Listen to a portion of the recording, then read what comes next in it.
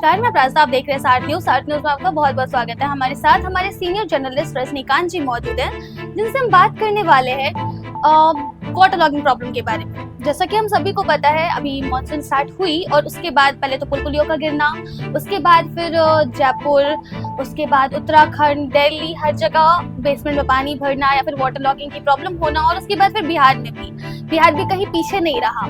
Thunderstorm की problem आई, उससे भी कई मौतें हुई, आई थिंक सैकड़े पार हो चुके हैं अब तक। तो ये जो तमाम चीजें हो रही है, अब देखिए प्राकृतिक आपदाओं को तो हम कुछ कर नहीं सकते, बारिश रोका नहीं जा सकता, क्योंकि गर्मी हो रही थी उसमें भी प्रॉब्लम थी, अब बारिश हुई उसमें भी मौतें हो रही है। तो इन चीजों के बारे में आपकी क्या राय है? बहुत बहुत शुक्रिया अपराजिता। देखिए, मौत या प्राकृतिक आपदा दिक्कत वहाँ नहीं है। मुझे अफसोस इस बात का है कि आज़ादी के इतने वर्षों के बाद भी नगर पालिका, नगर निगम या जो तमाम संस्थाएं हैं, सड़कों से पानी नहीं उतार पाई। अफसोस इस बात का होता है कि इतना आधुनिकता और इतनी हाईटेक टेक्नोलॉजी के बाद भी आपका शहर डूब जाता है। अफसोस इस बात का है कि आपके जो बड़े बड़े दावे हैं वो कहीं ना कहीं शहर के पानी में बह जाती है। एक गाना था कि पानी रे पानी तेरा रंग कैसा। अब तो जो बारिश का पानी और नाली का पानी दोनों का रंग एक हो गया है, तो अब आदमी पूछे तो किससे पूछे। पूरे शहर की स्थिति आप देख लीजिए, पूरे पटना की स्थिति देख लीजिए। आप कुछ वर्ष पहले, मुझे आज भी याद है, सबसे जो दुर्भाग्य रहा बिहार में, खास करके पटना की स्थिति मैं बताता हूँ आपको। दिवंगत सुशील कुमार मोदी जी, अपने पूरे परिवार के साथ उनको सड़क पर आना पड़ा। बारिश इतना घर के अंदर घुस गया था। अभी जो सांसद हैं पप्पू यादव पूर्णिया से, और काफी मेहनत किया था उन्होंने।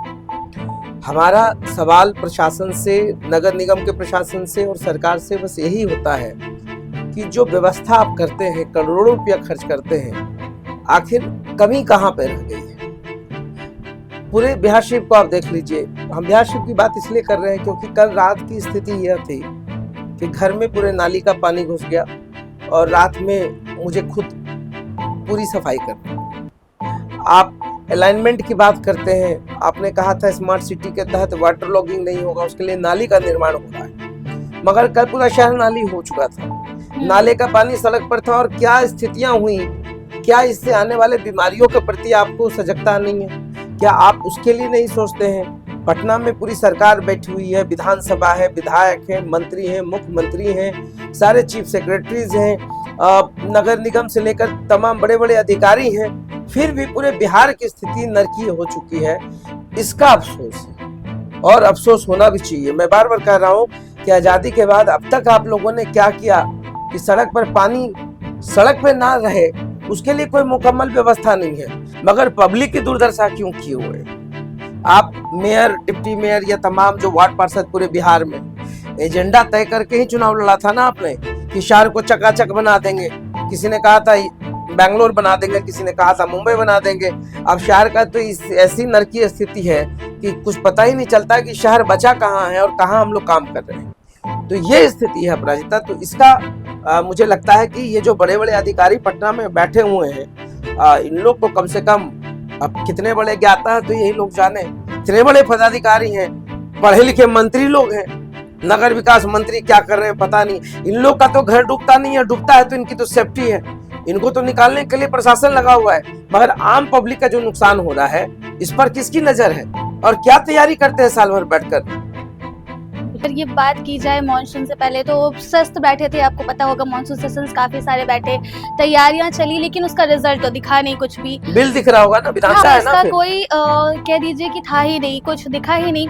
अभी अगर आपने स्मार्ट सिटी की बात की तो 4 स्मार्ट सिटीज थे, नगर निगम की बात की तो इतने सारे नगर निगम भी हैं, मगर कहीं भी कुछ भी नहीं देखा जा रहा। यहाँ तक कि बिहार की राजधानी की बात कर, अगर हम बिहार की कैपिटल की बात करें पटना की, तो पटना का भी वही हाल रहा। सब जगह हाल है, मुजफ्फरपुर, गया, बेगूसराय, ऐसे तमाम जगहों पर देखिए ना, कई वार्ड डूब गए हैं। क्या तैयारी रहती है। मैं इस पे सरप्राइज्ड हूँ कि आपने वाटर लॉगिंग के लिए नाला बनाया ना।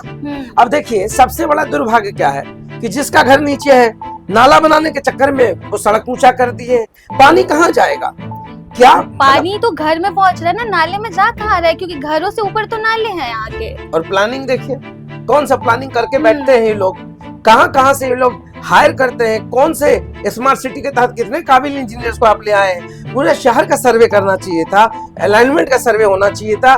सड़क ऊंचा है, घर नीचा है, पानी नीचे जाएगा, और जिस घर का पानी नीचे है वो ऊपर कैसे आएगा ये बता सकता है कोई? तो एक जनरेटर लेकर के, ट्यूबवेल लेकर हम बैठे रहे घर में कि अब तो पानी आ गया, पानी जम गया, धड़ धड़ धड़ उसको बाहर निकाल लेंगे। ये तैयारी है पूरे नगर निगम की, पूरे स्मार्ट सिटी का। तो बात की जाए तो पूरे भारत में जैसा कि लगभग 100 स्मार्ट सिटीज हैं पूरे भारत में, तो अगर 100 स्मार्ट सिटीज है उनका भी यही हाल है, तो ऐसे में नगर निगम कर क्या रही है? वही सवाल है। अगर नगर निगम सही होता, एमसीडी सही होता, दिल्ली में 3 जाने नहीं जाती।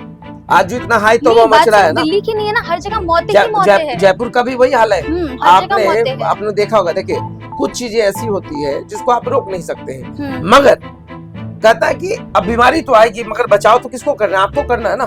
इसलिए तो मैंने बोला शुरू में कि पानी तेरा रंग कैसा। अब तो नाली का पानी और बारिश का पानी दोनों का रंग खो गया है। अब कैसे बात की जाए तो उसमें खून का भी रंग मिल गया, क्योंकि मौतें ही मौतें हैं। बिल्कुल, तो जाहिर सी बात है। इस बार जैसा कि देखा गया, बजट आया, बिहार को अच्छा खासा बजट मिला, उसके बाद इतनी सड़कों को मिल रही है, तो अभी मिला ना, ये मैं कह रही हूँ, बजट अभी तो मिला है। चीजों का मतलब क्या इस पे कुछ असर दिखने देखिए, वाला असर है? तो दिखने वाला है। अब चूंकि आपको बिहार सरकार को केंद्र सरकार ने बहुत पैसा दिया, और मैं समझता हूं कि नरेंद्र मोदी ने जितना बड़ा पैकेज दिया बिहार को, इसके लिए बिहार को हमेशा थैंकफुल होना चाहिए।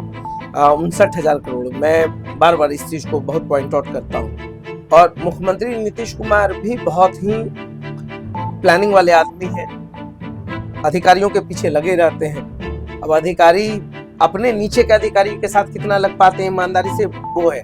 मगर मैं तो कहूंगा कि पूरा नरक हो चुका है और शहर की स्थिति बहुत बदतर है, और इसके लिए सारी जवाबदेही नगर निगम प्रशासन की है। तो ये बात तो है इसमें कि देखिए, जो भी चीजें करिए बिहार के लिए बेहतर कीजिए, मुकम्मल व्यवस्था होना चाहिए। और नगर निगम पूरा फेल है हर जगह का। पटना का भी वही हाल है, सारे उनको समझ में नहीं आता करना क्या। कौन सा बैठक करते हैं मानसून से पहले बैठक, मतलब it makes no sense, literally no sense. अगर हम इनसे थोड़ी सी हटके बात करें तो जैसे कि हमें पता है गर्मी इस बार काफी ज्यादा पड़ी थी, उसमें भी बहुत सारी जाने गई थी, और उसके जस्ट बाद मानसून का आना, बीच में इतने सेशंस होना, तो इन चीजों के बाद फिर इतनी मौतें हुई। लगभग मेरे को लगता है कि अगर सारे ओवरऑल मिलाकर देखा जाए तो लगभग 500 तो आंकड़ा पहुंच ही गया होगा। तो अगर ऐसे में ये तमाम चीजें हो रही है तो इस पे आपकी क्या राय है? मतलब क्या होना चाहिए अब? मैंने बोला ना, तैयारी नहीं हो सकती है, और जागना पड़ेगा प्रशासन को, जागना पड़ेगा सरकार को, जागना पड़ेगा मंत्री को। सिर्फ एक अच्छे मुख्यमंत्री की इच्छा शक्ति से नहीं होता है, उनके मातहत जितने भी लोग हैं, चाहे वो मंत्री हो, चाहे वो उस विभाग के प्रधान सचिव हो, इन लोग को भी देखना चाहिए। पूरे बिहार को नरक बनाकर रखा हुआ, सवाल पूछने वाला कोई नहीं है। और खुद मुख्यमंत्री को यह पूछना चाहिए कि आप लोग करते क्या है, क्या प्लानिंग करते हैं। साल भर से बजट, आपदा के नाम पर बजट, आपदा के नाम पर ये बिल पास, आपदा के नाम पर वो बिल पास। बिल ही पास होता रहेगा, या दिल में थोड़ा सा स्कोप है कि हमको कुछ करना है? धन्यवाद रजनीकांत जी, हमारे तमाम सवालों का जवाब देने के लिए और हमसे इस बारे में चर्चा करने के लिए। हमारे साथ बने रहिए। आप सभी का बहुत बहुत धन्यवाद साथ को देखने के लिए। धन्यवाद।